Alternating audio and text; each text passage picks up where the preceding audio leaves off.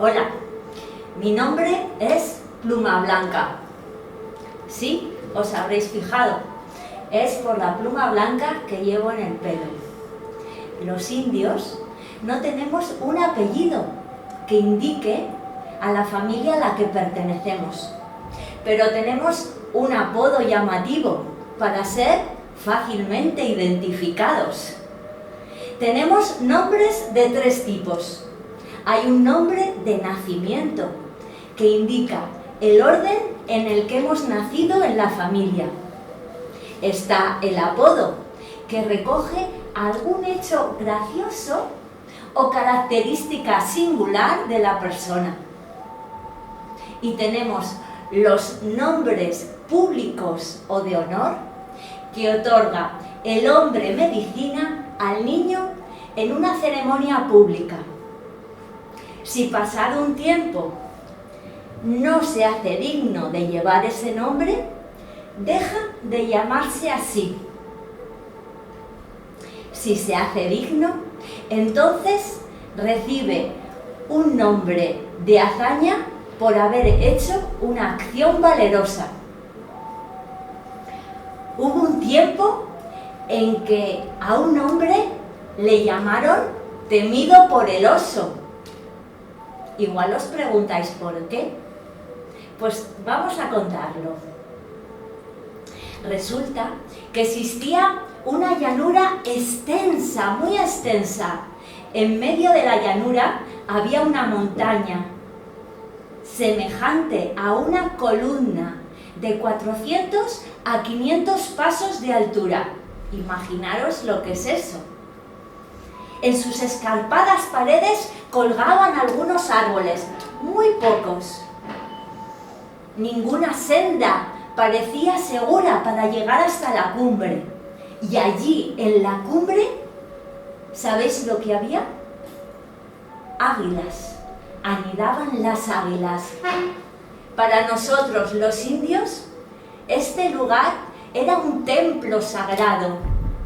Un templo para realizar la oración y el ayuno en soledad. Un guerrero de indiscutible valor decidió ir a esta montaña para realizar allí un ayuno. Algún otro joven de la tribu, al escucharle, también decidió ir allí. El guerrero, con gran dificultad y esfuerzo, trepó por la montaña, hasta que al final llegó a la cumbre, justo cuando el sol se estaba poniendo. Se sintió dichoso por estar allí. El cielo estaba rojizo y rosado. ¿Dónde podía hallarse un santuario como aquel? El guerrero fue a situarse en una repisa. La repisa era angosta, muy estrecha, y se proyectaba sobre el abismo. Estaba en el aire prácticamente. Entonces, cuando la luna llena ya estaba iluminando el cielo, cogió su pipa cargada y la elevó al cielo, rezando en silencio, como hacemos, y es nuestra costumbre.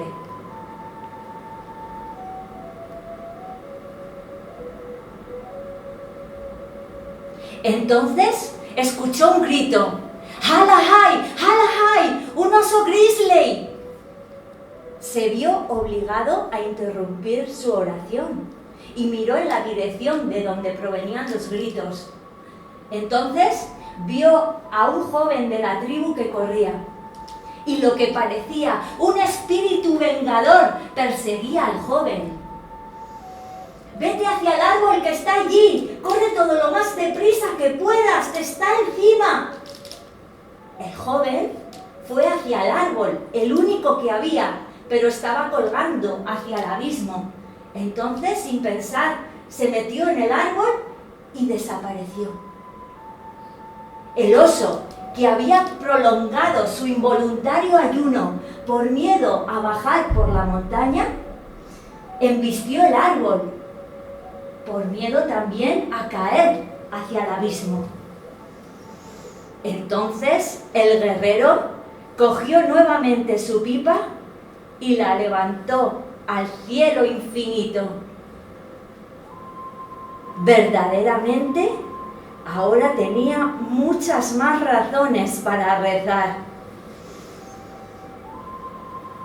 El oso avanzó hacia él con la boca abierta. Se detuvo justo delante de la repisa, pues la repisa por todos sus lados tenía una gran caída.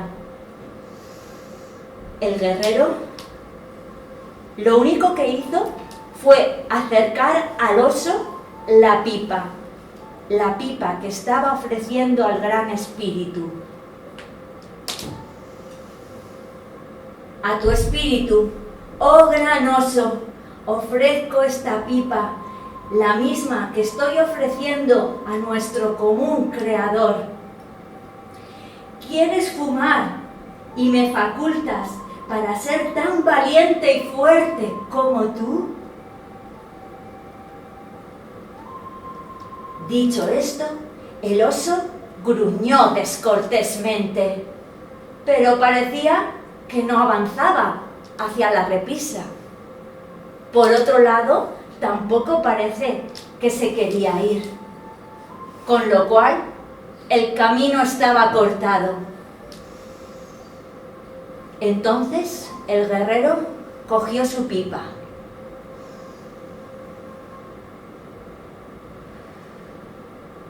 fumó pausadamente,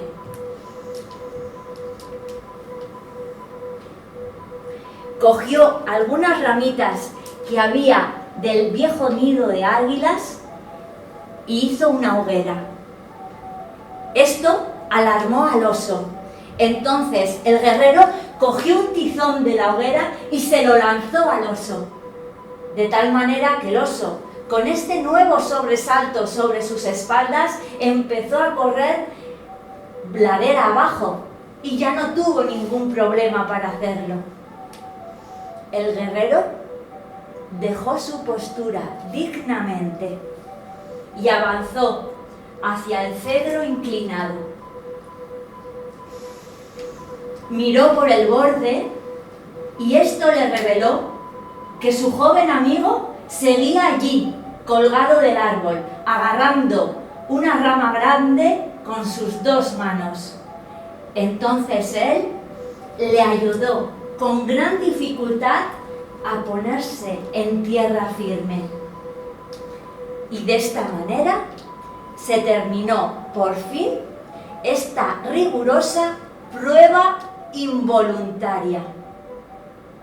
Así que desde este día estos dos hombres llevaron por nombre, el uno Despeñado y el otro Temido por el oso.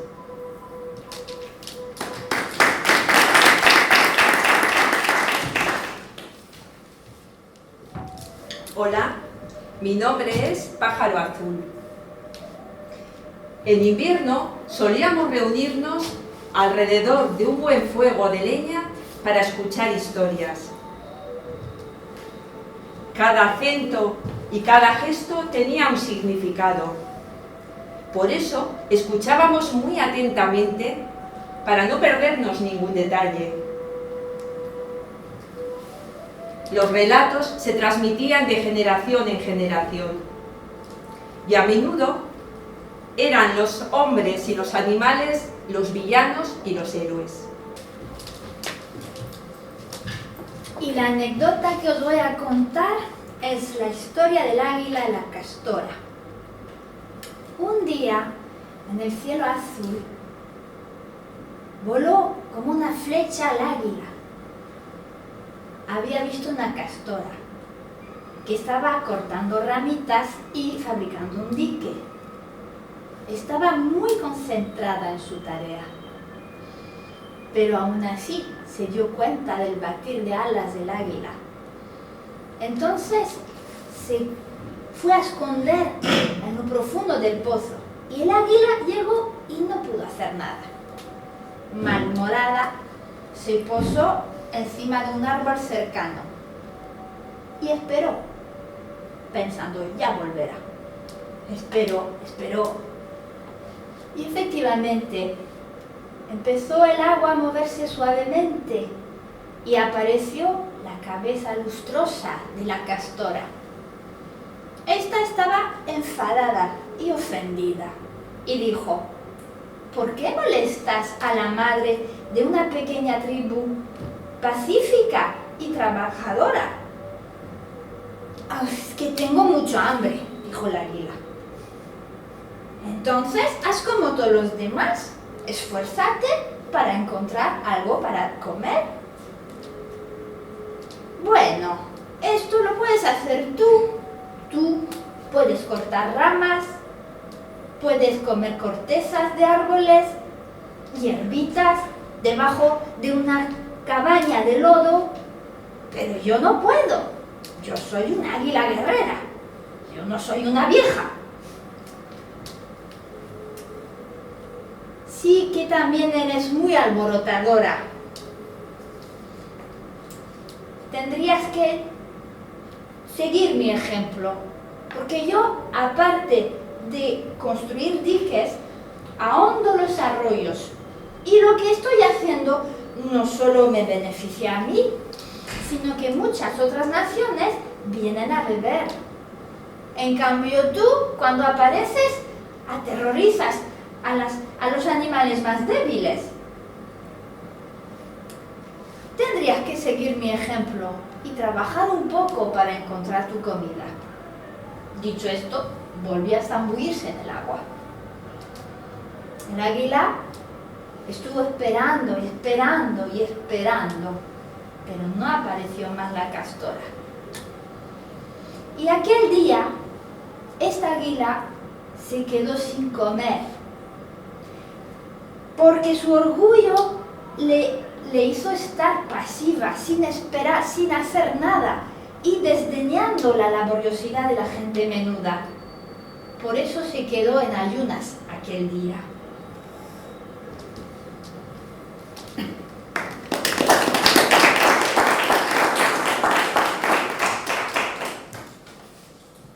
En nuestro pueblo tenemos un ave que le tenemos mucha estima. Ella es el águila. Para nosotros el águila destaca por su arrojo y su valentía. Y de hecho, el tocado que suelen llevar nuestros guerreros tiene plumas de águila.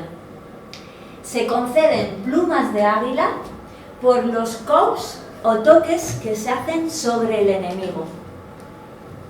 Si se mata a un enemigo a la distancia, pero no se hace un coup o golpe, entonces no se concede esa pluma. Hay que tener un corazón fuerte y valiente para poder hacer esa acción. Por eso, cada pluma que está en el tocado tiene un valor muy importante. En uno de nuestros mitos hay un personaje que no lleva plumas, pero que es muy presumida. Además es desvergonzada, lista y astuta, pero le gusta parecer sencilla e inocente como una niña. Ella es un Tommy, la araña. Es una gran viajera y le gusta hacer jugarretas a los que se cruzan en su camino.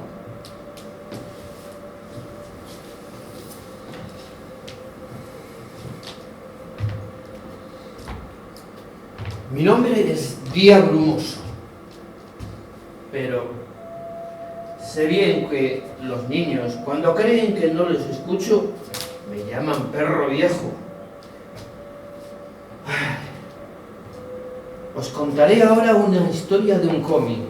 Seguro que habéis escuchado muchas, pero seguramente no esta. Ella es una gran viajera y aunque un poco desvergonzada y con otras características que no la hacen agradable, en realidad es muy ingenua. En esta ocasión, cansada, agotada, con ampollas en los pies y muerta de hambre y de sed, llegó a un prado en la ladera de una montaña en la que contempló una manada de alces pastando y se asombró por la belleza del lugar y por la belleza de los alces. Observó sus cornamentas, su porte, vio que vivían una vida feliz, sin problemas, sin angustias, y quiso ser como ellos. Así que cogió su arco y sus flechas, los escondió en el hueco de un árbol y se acercó a ellas, desarmada, para no asustarlos. Los alces la vieron venir, y como la conocían, hablaron entre ellos con recelo: «Ahí viene un comi». Ella se acercó y les habló amablemente: «Hermanos, qué vida más bella, más apacible lleváis en medio de esta naturaleza, sin angustias, sin problemas, lejos de los hombres. Yo quiero ser como vosotros, acogerme entre vosotros». Los alces se quedaron impresionados y uno de ellos dijo: «Pero bueno, ¿no te das cuenta? Ahora estamos en verano y hay hierba por todos los lados, el tiempo es bueno. Aún así, nuestras cornamentas, nuestras armas son jóvenes y tenemos enemigos que están pendientes de nosotros. El lince, el lobo, no dejan de fijar sus ojos en nosotros y solamente nuestra velocidad puede salvarnos de sus ataques. Es igual, aún así vivís una vida feliz, hacedme uno con vosotros». Insistió un comi, y entonces ellos, después de deliberar, le dijeron: «Te aceptaremos si superas la prueba. Tienes que ser capaz de oír a los cazadores antes de que se presenten. Tienes que olerlos, aunque sea contra el viento. Tus ojos tienes que estar pendientes siempre de todo lo que ocurra alrededor». La pusieron a prueba y un comi la superó. Pasó un tiempo y, como ella quería, la hicieron jefe de la manada. Cuando esto pasó, le dijeron: «Ahora eres la responsable de nuestra seguridad y tienes que dirigirnos de tal manera que evitemos a los cazadores y podamos sobrevivir». Un día, caminando por una montaña, se detuvieron a descansar en 3 ocasiones. En la primera, después de un rato, un comi se había tumbado debajo de un gran árbol. Salieron huyendo cuando oyeron los gritos de un comi: «¡Cazador, cazador, me han disparado una flecha!». La alarma era falsa, le había caído una rama del árbol. Los alces se disgustaron muchísimo y se volvieron a tumbar. Al rato, volvieron a oír los gritos de un comi: «¡Cazador, cazador, huid!». En esta ocasión era una bellota lo que le había caído. Los alces estaban ya muy enfadados. ¿Y qué pasó? Que al rato, ellos, mientras un comi dormía, salieron corriendo porque habían escuchado los pasos de un cazador que se aproximaba. Un comi no se enteró de nada hasta que el cazador, que solamente encontró un alce en el valle, le disparó y la hirió. Ella consiguió salir corriendo y fue entonces cuando un comi, la araña convertida en alce, se dio cuenta de que todas las existencias están sujetas a cuidados y a peligro, y que lo mejor es centrarse en lo que uno realmente es.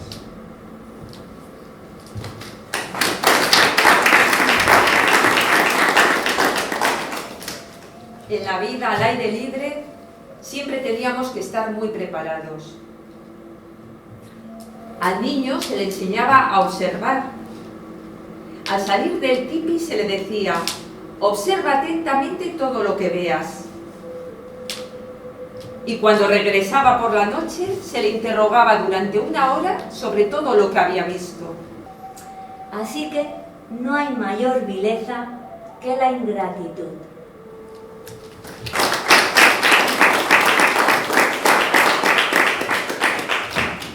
En el mes de septiembre era la temporada de la cacería de otoño.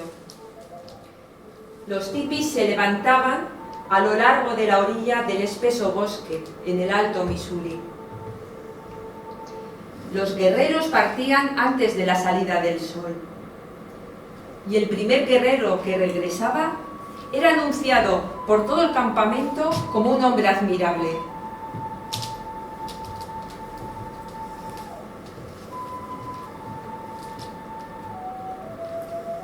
Cuando los guerreros venían de la caza, mirábamos. Si un guerrero venía con un ciervo en sus espaldas, entonces todos gritábamos ¡Gu, gu, gu! ¡Gu, gu, gu! ¡Gu, gu, gu, gu, gu! Todos ¡Gu, gu, gu! ¡Gu, gu, gu! Pero si venía con un oso en sus espaldas, entonces gritaban ¡Guau, guau, guau! ¡Guau, guau, guau! ¡Guau, guau, guau! ¡Guau, guau, guau! ¿Más? ¡Guau, guau, guau! ¡Guau, guau, guau!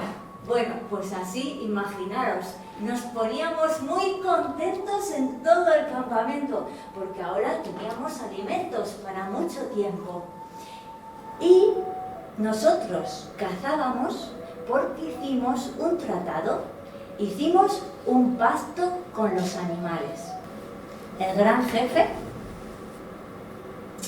cuando ya se habían ido todos los animales, pensó que sería muy bueno para la nueva gente tener la cabaña de sudar.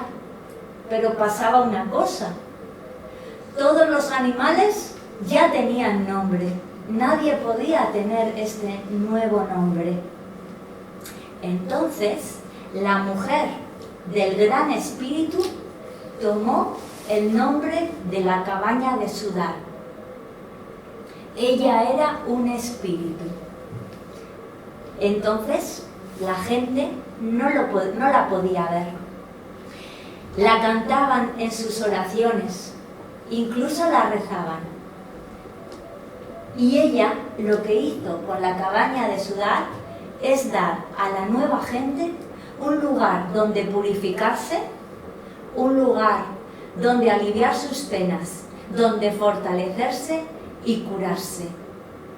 La nueva gente la cantó y ella sentía compasión y amor por todos ellos.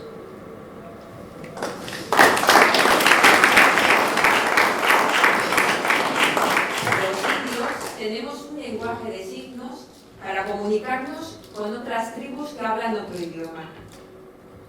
Cuando queremos referirnos a nuestro tipi, juntamos así las manos, uniendo los dedos por las yemas en forma de triángulo. Amor, cruzamos los brazos sobre el pecho. A ver, amor, ¿cómo es? Amor. Eso todos. Y este otro gesto, a ver cómo lo hacéis. Cerramos las manos. Las manos cerradas, chicos, así, como puños. Puños. Pero este gesto, que es como muy de ahora, con los dedos, con el pulgar hacia arriba y los dedos índice, la segunda articulación, la juntamos. Y ahora, todos a la vez, separamos Esto quiere decir que este discurso ha acabado. Y como en este caso, este cuentacuentos.